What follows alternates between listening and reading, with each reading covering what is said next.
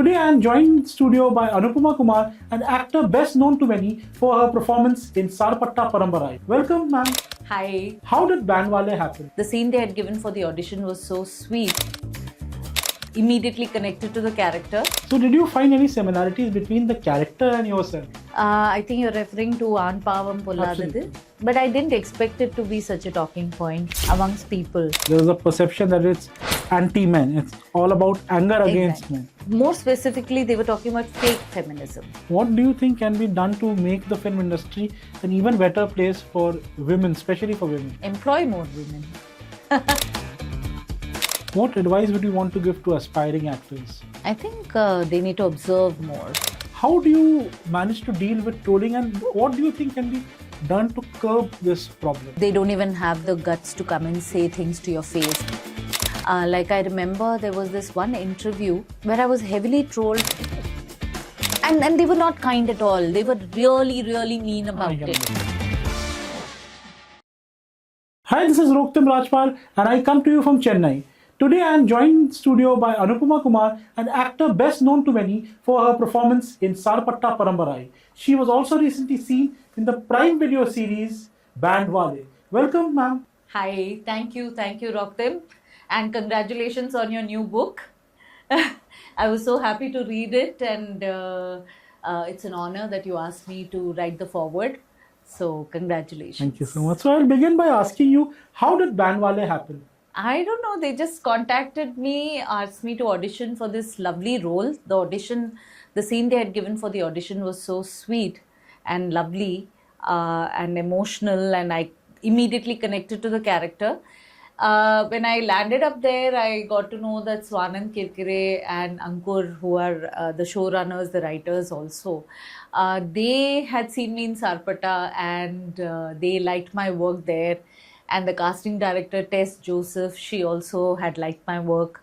So when they got to know that I speak Hindi, they were very happy to cast me in that role. So how did you prepare for your role in Bandwaale? I didn't have much to prepare, actually. It is the story of a Syrian Christian family, a Malayali Christian family living in the north of India. Very similar to my story, because I'm a Tamilian who spent a lot of time in the north of India. So I could understand the mindset of the people who have to uproot themselves from their culture and go and stay in an alien culture.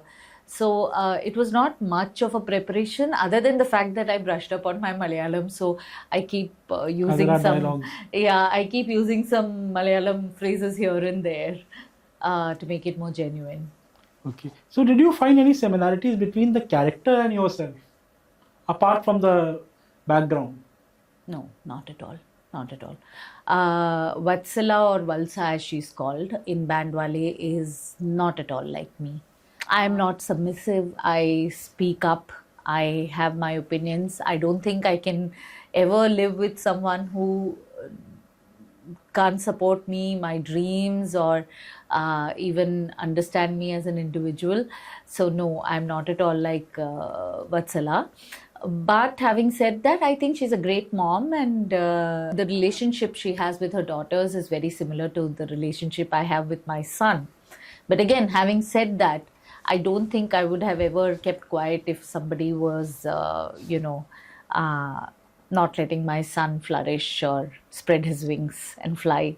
You were recently seen in a Tamil movie where one of your scenes became quite a talking point. Yes. So, did you expect the type of response it got? I think you're referring to Anupama Kumar. No, I didn't expect it. I didn't expect it to become the focal point of the film, or for that one scene. It was just a guest appearance, literally a special appearance with just one scene. And it did speak about something very important, but I didn't expect it to be such a talking point amongst people. There seemed to be very polarized opinions on that, based on that one scene. And I was very surprised by it. Since we are in the social media age, I'm sure you must have received a lot of messages from people with different opinions. So how did you deal with the backlash to the scene? The backlash was minimal, actually, though I was very surprised by it. But I got to know that there were certain forums which were discussing that scene, and a few people DM'd me saying that they were disappointed that somebody like me would do a scene like that, because there is a certain perception of the kind of actor I am, the amount of time and thought I put into a role, which is all true. I do think a lot before I accept a role, and if I did have any misgivings, which I did, because they were talking about feminism in the film. More specifically, they were talking about fake feminism. Yeah. And with any movement, there are interpretations and misinterpretations, and that's happened with feminism too. And for me personally, feminism, I think, is such a vast and deep subject, and such a personal subject, that I'm sure, everybody has their own version of it, of their understanding of feminism.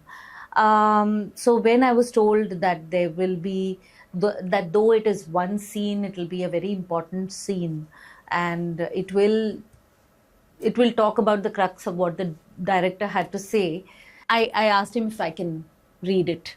Okay. Before. So what happens as actors often, we do ask for narration. I ask for narrations at all times. But when I ask for a narration, it doesn't come with dialogues often. You don't get to know exactly what you're going to say. But in this case, I insisted on dialogues because it was coming from a male perspective. And I wanted to be sure that I was not a part of anything that could, take us back. I mean, feminism, we've all worked so hard for feminism to even become a movement in such a way that every family now talks about it. For us to have reached here, it's taken hundreds of years. And I didn't want just one stray dialogue of mine to take us back.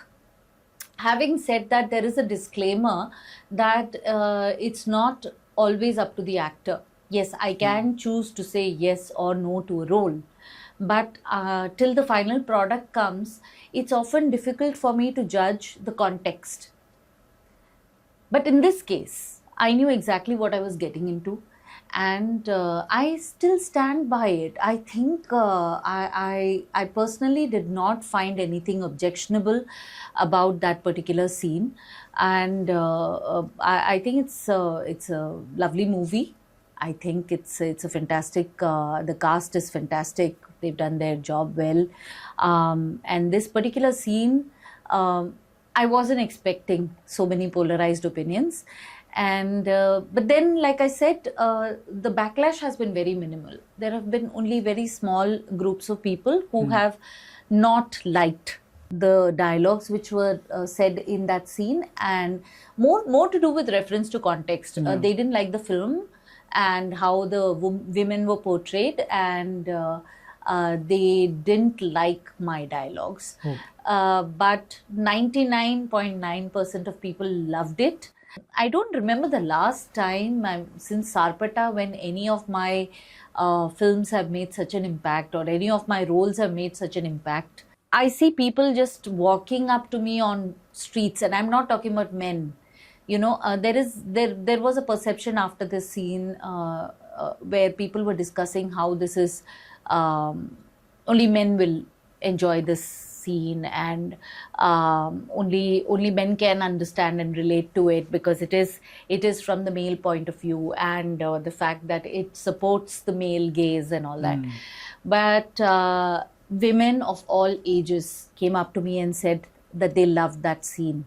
So I don't know where there has been a little bit of a miscommunication that has happened, where certain people were upset. And I totally validate their feelings. I think they have a right to interpret it as they wish. And if they do feel that that was offensive or regressive in any way, then all I can say is that that's not what was intended at all. Intent is very, very important, I feel. In any film, in any scene, in any character, intent is very important. and the intent of that particular character, at least for me, was right. I felt it was a genuine, honest character, and her intent was right. That's all I can say. I don't invalidate the feelings of the people who are upset by it, but somewhere it struck a chord with the general public. Now, you are no stranger to playing strong characters on screen. Yeah. So, according to you, what is the definition of feminism? Equal opportunity is the only thing I can think of. I think from the time you're born, or even before you're born, in many cases, from the time you are a little embryo, if you're given equal opportunity to thrive and to become alive and support to live your dreams, that's what is feminism. And you mentioned that there is something called fake feminism also. Yeah, How that's do you what di- how this do you film is differentiate? talking about. How do you differentiate between the two? See, what happens sometimes when a particular community has been subject to regression and has been subject to a lot of exploitation. When they do rise up, when they do come to some type of a power, or when they get some kind of an agency, sometimes some of them end up making the same mistakes that got them there in the first place. For me, feminism is not about making the same mistakes and trying to subjugate the others. It's like I said, fight for equal opportunity. Speak up when that doesn't happen. Speak up when there is exploitation. But by no means should the oppressed become the oppressor. Then that to me is fake feminism. Yeah. Now, when one talks about feminism, there is a perception that it's anti-men. It's all about anger against Exactly. men. Yeah. What do you think can be done to change this perception? I think it starts from the way we bring up our sons. Okay. Yeah, and being the mother to a son myself, I think I've been very conscious about how we portray the roles that we have at home, making it very clear that we have chosen certain roles at home. I mean, distribution of labor, for example. When I talk to my son, and when he was younger, he used to often wonder, why I cook. Well, my husband and I both cook, but I'm a better cook. So I do that job better. Okay. So that's why I cook. And, well, I drive better than my husband, so I drive more often than him. So there is no gender-based division of labor that is there in our house. So that's something that we talk about a lot, and I think it will be great to the more boys, more we talk to our boys, and more we prepare them for the new woman. There will be less clashes, because while we are uplifting our women, we are forgetting that we have to prepare our men to to match up. so yeah, I think it starts at home with our boys. So, shifting gears, you were seen in Bandwaale recently and are shooting for more web series, I believe. Yes. So, according to you, what is the difference between working in a film and working in a web series? I think in a web series, because you get more content, you are able to portray characters which are better rounded, because you get more space to do that. So each and every character gets to have an arc, and that's very exciting for actors. And also, personally now I get invested when I watch a web series, because I know that, if I'm going to spend time trying to understand this character, I'm going to get an answer at the end of it all. So this is not somebody to be ignored, or so it's all about characters, I feel, and that's very exciting for me as an actor and as a viewer. That's the main difference, that you get the space to explore each and every character. And as an actor, which is tougher, web series or film? Not tougher. I won't say either of them is tougher. I just say that character in a web series is more exciting, because I get to show more range as an actor. So, rolling back the years, few years ago, we saw you in Sarpatta Parambarai, Yeah. and it became a very well-received film, and your role also received acclaim. So, was there any time when you got similar roles after Sarpatta Parambarai, or was Sarpatta Parambarai a one-off? Well, I was offered a few after that.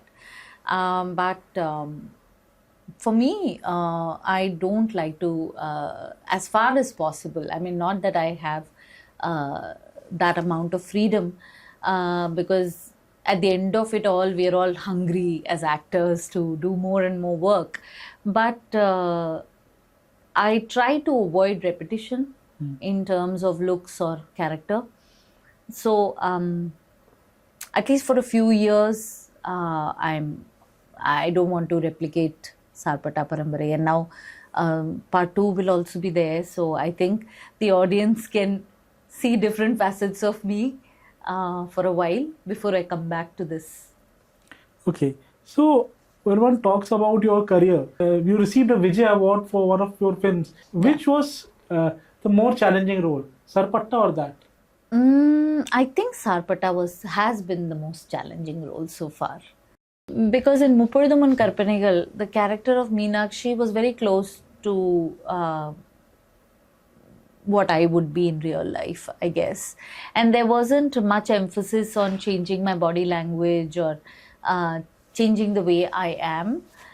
She was just a protective, dominant mom who her one and only focus was taking care of her child and ensuring that, being a single mom, the only way she knew how to do that was through aggression.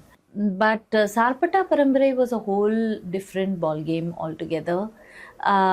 What was expected of me was much more than what I thought I was capable of, which itself is a challenge. It helped you push your limits. I pushed my boundaries in every way, whether it was with my body language, whether it was, even the part of my throat that I had to use to speak in the way that people from North Madras speak. It's a beautiful dialect.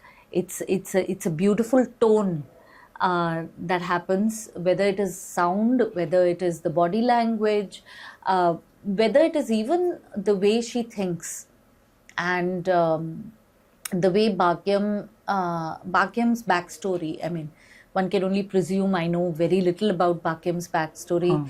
What Ranjit sir shared with me was interesting enough, but where she comes from and why she does what she does, how she does it, everything was a challenge for me. Everything was very different from what I am as a person and what I've done before. So I would say that was the most challenging film I've ever done, role ever. So all actors have certain roles they are proud of. But then there is the other side of the spectrum. There are roles that one may not be proud of. So is there any role which now you feel you could have done better or differently or not done at all? I always look at my work and I said, I could have done this better. I could have done this better. I'm never satisfied with what I see. So I'm always looking at ways to improving. Coming to that part of your question, I'm never satisfied. So all the roles, even Sarpatta and even every other role, I feel I could have worked harder. I could have done better. No, I don't regret anything. I'm very proud of everything. Every little work that I've done, because they have all been stepping stones towards what I am today. The good, the bad, the ugly, everything is what I'm made of. I own up to each and every one. Do you feel there is an ageism a process going on in the industry, in the sense that certain actors are not given certain roles because of the age? Age is a reality.